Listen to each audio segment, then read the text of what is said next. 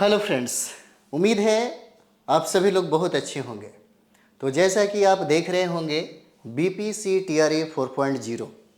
आज हम लोग 3-4 मुद्दों पे बात करेंगे, जैसे स्टेट फेज़ 2 की बात करेंगे और TRA 4.0 का नोटिफिकेशन है उसकी बात करेंगे और हम लोग बात करेंगे एग्ज़ाम डेट का।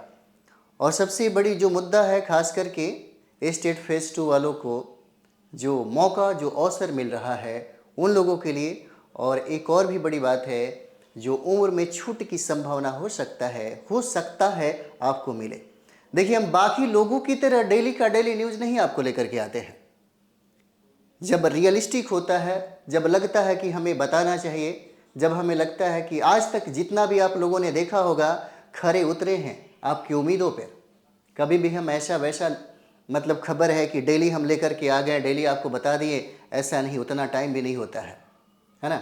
जो रियलिस्टिक चीज़ें हैं, जहां पहुंचना चाहिए वहां पहुंचाने की हम कोशिश करते हैं कि आपके तक पहुंच जाए, ताकि आप इस पर है ना अमल कर सके। और आपके पास तो सारी जानकारी है, हमसे पहले जानकारी आपके पास हो जाता है, क्योंकि आप भी सरकार के साथ जुड़े हैं और साथ ही साथ सोशल मीडिया से लेकर के न्यूज़पेपर, जितने भी आपके सूत्र हैं वहाँ तक आपकी पहुँच है, इसमें दो राय की बात नहीं है।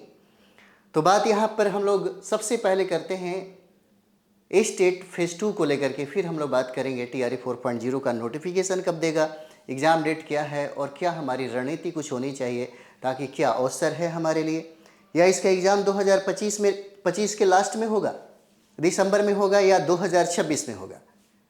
आज हम लोग बात बिल्कुल जो रियल होता है, भले थोड़ा सा दिल में तकलीफ़ होगा, जो चाहते हैं कि हमारा जल्दी एग्ज़ाम होता, जल्दी रिजल्ट हो जाता। हो सकता है कि आपकी उम्मीदों पे सरकार खरे नहीं उतर रही है, हो सकता है कि आपके ज़िंदगी के लिए, आपके जीवन के लिए यही आपका अंतिम लक्ष्य हो, अंतिम उद्देश्य हो।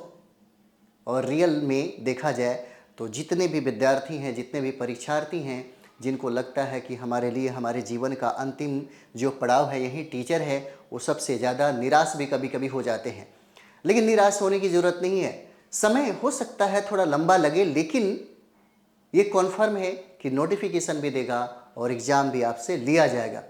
हाँ, ये प्रक्रिया हो सकती है कि जल्दी एग्ज़ाम की संभावना नहीं दिख रही है, और एग्ज़ाम की संभावना जो दिख रही है उस समय तक इंतज़ार तो करना ही होगा, पेशेंस आपको रखना होगा। तो जैसे में कभी कभी दिमाग में ये भी चलता है कि क्या लगता है कि ये जो एग्ज़ाम है चुनाव से पहले होगा या चुनाव से बाद में होगा, या चुनाव के बाद में होगा। जब चुनाव के बाद में होगा तो प्रक्रिया थोड़ा लंबा होगा, याद रखिएगा। ये हम क्या आपको बताएं, आप तो सब जानते हैं, सरकार बनती है तो बनने में, है ना, समझिए कि खड़े होने में उसको टाइम लगता है, फिर वो आप पे ध्यान नहीं देगा, सबसे पहले खुद पे ध्यान देता है ना। जैसे में अगर हम लोग बात करें यहाँ पे स्टेट का, अगर यहाँ पे हम लोग बात करते हैं स्टेट, अगर हम लोग फेज 2 की बात करें तो इतना याद रखिएगा, हो सकता है जहाँ तक मेरा मानना है ना, लास्ट जून में हो सकता है नोटिफिकेशन इसका मिले आपको, है ना। नोटिफिकेशन जो है हो सकता है आपको मिल जाए, है ना। ये लास्ट जून तक, अगर लास्ट जून तक अगर नहीं देखने को मिलेगा तो याद रखिएगा कि जुलाई के फर्स्ट वीक में ज़रूर इसका नोटिफिकेशन दिया जा सकता है। स्टेट फेज़ 2 का नोटिफिकेशन, जहाँ तक मेरा मानना है, क्योंकि हम लोगों को भी पता चलता है जिस तरीके से आप लोग भी चीज़ों को ज़्यादा जानकारी जो है, इंफॉर्मेशन है, इकट्ठा आप लोग करते हैं, है ना। तो इसका नोटिफिकेशन आपको लास्ट जून में आ जाएगा, जून में नहीं तो याद रखिएगा जुलाई के फर्स्ट वीक में, है ना, जुलाई के फर्स्ट वीक में नोटिफिकेशन आपको देखने को मिलेगा। और ये प्रक्रिया ज़्यादा लंबा नहीं चलने वाला है, याद रखिएगा, बहुत ज़्यादा लंबा नहीं चलने वाला है। अगर देखा जाए तो ज़्यादा से ज़्यादा 1 माह के अंदर सब कुछ, सारी प्रक्रिया जो है वो सारी प्रक्रिया आपको यहाँ पर देखने को मिलेगा। 1 माह में सब कुछ आपको यहाँ पर दिखाई देगा, क्योंकि ये कहा जा रहा है कि जो स्टेट फेज़ 2 को कंप्लीट करेगा उन विद्यार्थियों को अवसर मिलेगा 4.0 में बैठने का। तो इसके बाद अब ये बात समझिए, जब स्टेट फेज़ 2 कंप्लीट करवाया जाएगा तभी तो नोटिफिकेशन आपको दिया जाएगा TRA 4.0 का, है ना। तो जैसे में कई विद्यार्थी, कई परीक्षार्थी लोग हैं जिनको मन में आता होगा, अरे एग्ज़ाम लेगा ही नहीं। निगेटिव तो सोचने वाले है ना बहुत सारे लोग हैं। समय लगता है कभी कभी, क्योंकि बहुत बड़ी बात है ये चुनाव की जो बातें होती है ना, ये बहुत बड़ी बात है। क्योंकि अगर देखा जाए तो ये जो चुनाव है लोकतंत्र का हृदय होता है ना, लोकतंत्र का हृदय होता है, और इसके बगैर लोकतंत्र की स्थापना करना ही बड़ा मुश्किल हो जाएगा। इसलिए ये सबसे ज़्यादा प्रायोरिटी रखेगा आपके एग्ज़ाम से पहले। आपके एग्ज़ाम से पहले या किसी भी काम के पहले अगर देखा जाए तो चुनाव की जो प्रक्रिया है ये फर्स्ट प्रायोरिटी होती है किसी भी राज्य, किसी भी देश के लिए।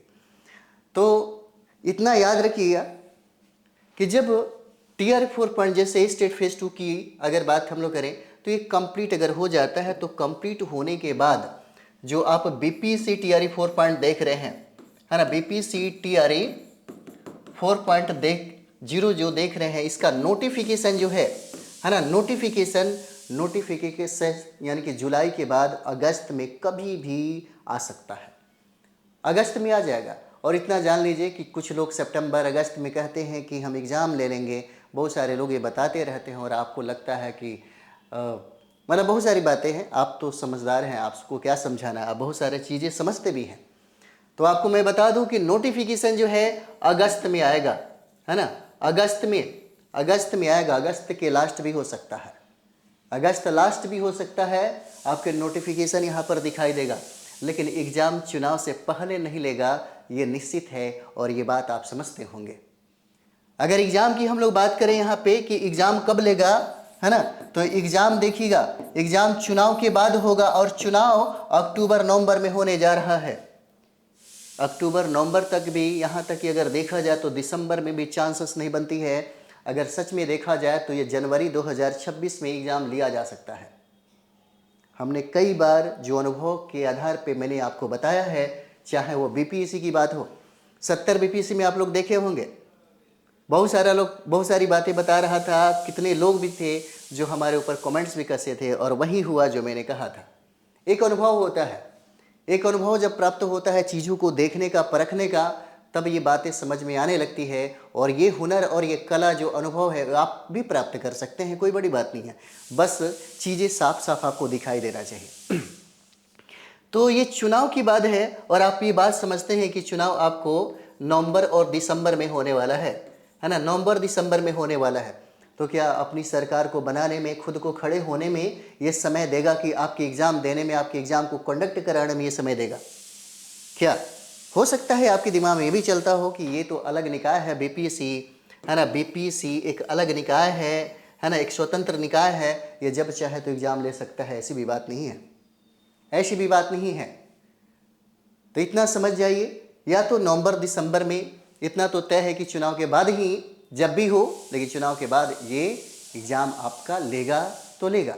और एक चीज़ और भी है, अभी जो बात चल रही है कि कई मैसेज, कई फ़ोन भी कि सर क्या डोमिसाइल नीति जो है ये बिहार शिक्षक भर्ती 4.0 में लागू कर दिया जाएगा या कर दिया गया है? तो आपको साफ साफ बता देते हैं कि डोमिसाइल नीतियां जो हैं यह टीआरई 4.0 में लागू नहीं होगी, लागू नहीं होगी, है ना। क्यों लागू नहीं होगी? वो सरकार अपनी एक, है ना, वो समझ के अनुसार वो आपको बातें बता रही है। ये भी हो सकता है कि जिस तरीके से आंदोलन हमें देखने को मिल रहा है, क्योंकि छात्र, बिहार के छात्र जो हैं वो चाहते हैं कि बिहार में डोमिसाइल को लागू कर दिया जाए, ताकि डोमिसाइल का मतलब ये होता है कि जब आप डोमिसाइल को लागू करते हैं तो जिस भूभाग में, जिस राज्य में इस डोमिसाइल को लागू किया जाता है, उस राज्य के निवासी हैं, सिर्फ निवासी ही इस फॉर्म का अप्लाई कर सकते हैं। बाहर के राज्य हैं जैसे अदर स्टेट वाले जो हैं उस फॉर्म को अप्लाई नहीं कर सकते हैं। जैसे आप देख सकते हैं लाइब्रेरियन में, है ना, परिचारी वगैरह में 3 जो बहालियाँ होने वाली है उसमें डोमिसाइल नीति को लागू कर दिया गया है, लेकिन इसमें डोमिसाइल को लागू नहीं किया गया है।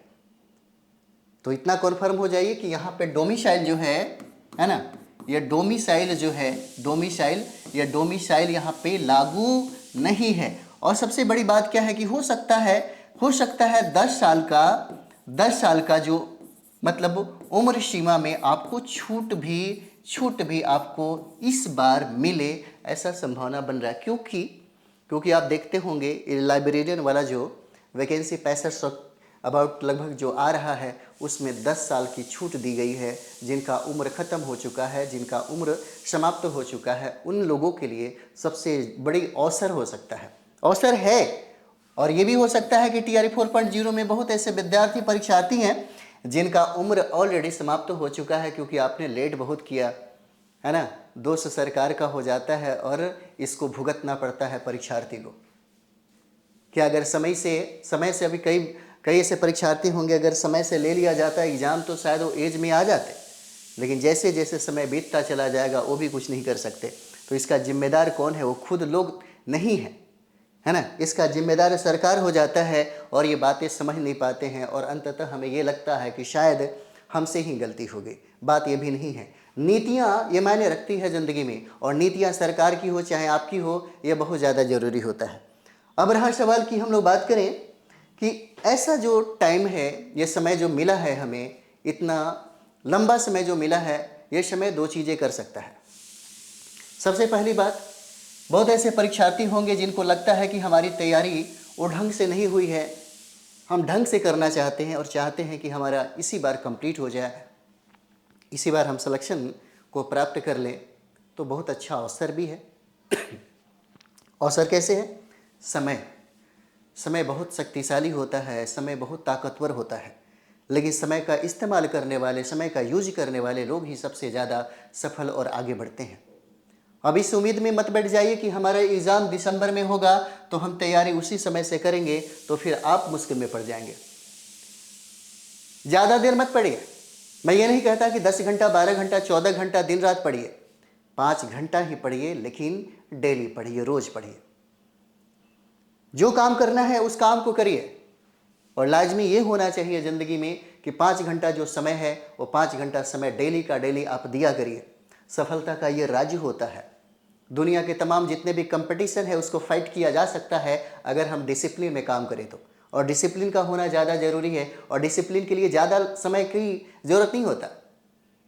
5 घंटे अगर रोज़ आप देते हैं, और अगर आपका एग्ज़ाम दिसंबर में हो रहा है, अगर आपका एग्ज़ाम दिसंबर में हो रहा है और 5 घंटा अगर टाइम आप डेली देते हैं, तब आप आराम से 1 to 50 के 1 से लेकर के 50 के बीच में आप अपना रैंक ला सकते हैं।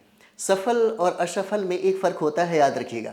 सफल लोग जो होते हैं वो डेली करते हैं, और असफल लोग होते हैं कि 10 दिन किया, जैसे फॉर्म आया, बहुत सारे विद्यार्थी परीक्षार्थी जो इंतज़ार करते होंगे कब आएगा तब लगेंगे, तब तो हो गया, कुछ नहीं होने वाला है। अभी से लगे रहिए, अपने सिलेबस को कंप्लीट करिए और सटीक किताबों के साथ पढ़िए, सटीक किताबों के साथ। जैसे हम लोग जितने बेहतरीन तरीके से आपको करवाते हैं, स्टडी करवाते हैं, कम टू द पॉइंट। और सबसे बड़ी बात है कि फ़ाइट होने के लिए इस बात को समझना होगा कि हमारा सिलेबस हमें क्या समझाता है और क्या बताता है। देखिए, सफल 50% वो विद्यार्थी उसी वक्त हो जाते हैं, 50% आपकी सफलता उसी समय निश्चित हो जाती है जब आप अपने सिलेबस को समझते हैं। ये बहुत बड़ी बात है। सिलेबस सब कोई नहीं समझता। यहाँ तक कि सिविल सर्विस की तैयारी करने वाले पीटी और मेन की तैयारी जो करते तो हैं, लेकिन जो सिस्टम है, जो सिस्टमेटिक तरीके से होना चाहिए, वो नहीं हो पाता है। लेकिन जो लोग करते हैं वो कंप्लीट करते हैं। हर चीज़ का एक अपना डिमांड होता है, एक डिसिप्लिन होता है। जिस तरीके से पीआरटी की, जैसे हम लोग बात करें पीआरटी, है ना, पीआरटी 1 to 5 वाले, क्योंकि 1 to 5 वालों की संख्या इस बार सबसे ज़्यादा होने वाली है, और 1 to 5 में हमें 9 सब्जेक्ट पढ़ना है। ये बात भी सही है, लेकिन बहुत आसानी से आप इसको कंप्लीट कर सकते हैं, कोई बड़ी बात नहीं है। जैसे बहुत ऐसे परीक्षार्थी हैं जिनको लगता है कि जीएस 40 नंबर में, जैसे टीजीटी और पीजीटी वालों को जो 40 नंबर का सवाल जो पूछा जाता है, आपके जीएस में आराम से 32 और 36 नंबर को लाया जा सकता है। निश्चित तौर पे लाया जा सकता है, कोई बड़ी बात नहीं है इसमें, लेकिन उसके लिए एक रणनीति होनी चाहिए। 5 घंटा डेली करते हैं, क्योंकि इनको टीजीटी और पीजीटी वालों को अपना सब्जेक्ट भी पढ़ना होता है, सब्जेक्ट कम्बिनेशन भी पढ़ना होता है 80 नंबर का। तो ये भी बहुत ईजी है, बहुत ही आसान है। और पीआरटी वाले तो कमाल की बात है कि पीआरटी में बहुत सारा ऐसा चीज़ है, बहुत ईजिली तरीके से कंप्लीट किया जा सकता है। आराम से आप अपने स्कोर, अपने कटअप को पार कर सकते हैं, क्योंकि याद रखिएगा 4.0 में आपका कटअप 8 से 10% बढ़ेगा। क्योंकि जो लोग इंतज़ार करके तैयारी कर रहे हैं वो लोग अपने आप को बहुत ज़्यादा मजबूत कर रहे हैं, इस बात को आपको समझना होगा। ठीक है, तो ज़्यादा बातें हम लोग नहीं करें, बस इतना समझिए कि आएगी ज़रूर, है ना। और ये जो नोटिफिकेशन जो है, जिसके इंतज़ार में आपका मोटिवेशन जो है कम हो जाता है ना, इसको बना के रखिए। आपसे बेहतर खुद को मोटिवेट करने वाला कौन हो सकता है? अगर आपको नशा है, चाहत है, जुनून है कि हमें कंप्लीट करना है, हमें अपने माँ बाप को सपने को साकार करना है, तो फिर आपसे बेहतर मोटिवेट करने वाला कोई हो भी नहीं सकता। रहा सवाल कि सटीक किताबों के साथ हमेशा लगे रहिए और दो चीज़ें जरूर करिए ताकि आपकी सफलता सुनिश्चित हो जाए। सबसे पहला, अपने सिलेबस को कंप्लीट करना। आप अपने सिलेबस को कंप्लीट करिए और जब सिलेबस कंप्लीट हो जाए तो सबसे पहला जो काम है, रिवाइज बार बार करिए। यही रिवीजन आपको डिवीजन दिलाएगा। और रिवाइज करने के बाद प्रैक्टिस सेट ही सिर्फ करिए, है ना। प्रैक्टिस सेट जितना हो सके प्रैक्टिस सेट लगाइए और सारा चीज़ें हमारे यहाँ ऑलरेडी होता है ना।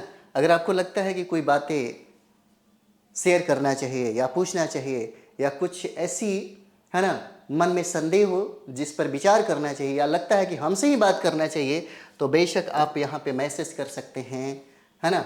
लगता है कि कॉल से ही बात करना चाहिए तो बात कर सकते हैं, कोई दिक्कत नहीं है ना। कोई दिक्कत नहीं है। नंबर भी आपको दे रहे हैं, 84 060, है ना, 51 999। आप इस पे हमसे बात कर सकते हैं, है ना। कोई भी टीम के कोई भी मेंबर आपको ये कॉल उठा सकता है, कोई दिक्कत नहीं। सारी समस्या का हल आपको एजुकेशन के संदर्भ में आपको मिलेगा, ठीक है। तो चलिए हम लोग मिलते हैं नेक्स्ट वीडियो में। थैंक यू वेरी मच आप सभी लोगों का।